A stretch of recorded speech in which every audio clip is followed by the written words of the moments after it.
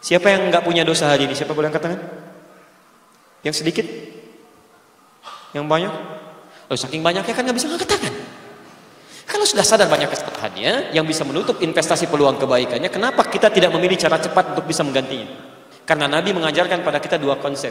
Satu konsep kebaikan yang pahalanya dicukupkan disebut dengan sedekah tsabitah. Kedua konsep kebaikan yang pahalanya terus mengalir sekalipun kita meninggal disebut dengan sedekah jariyah. Lihat. Anda punya uang 50.000. Anda berikan orang makanan. Dia makan makanan itu, dia punya tenaga, dia gunakan untuk sholat. Maka sholat yang dia kerjakan Anda dapat bagian dari pahalanya. Tapi kalau tenaganya habis, selesai. Dengan uang yang sama Anda belikan mushaf Al-Quran. Masya Allah. Al-Quran Anda simpan di Masjid Uthman. Orang baca. Wallahi demi Allah saya katakan, lihat beda pahalanya.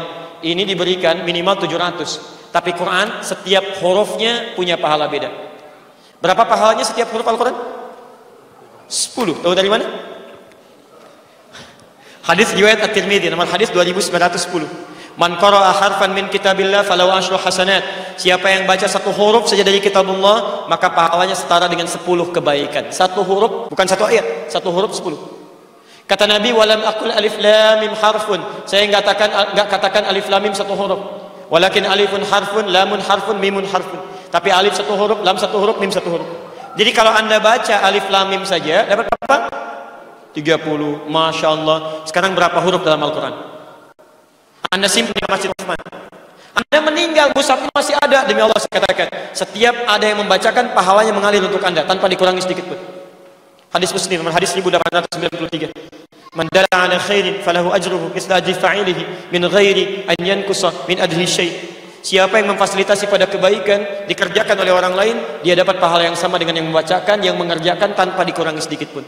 Dan sampai hari ini belum pernah saya temukan orang baca Quran cuma satu huruf. Mumpung masih ada, kalau sudah diambil, ini nggak akan bisa digunakan.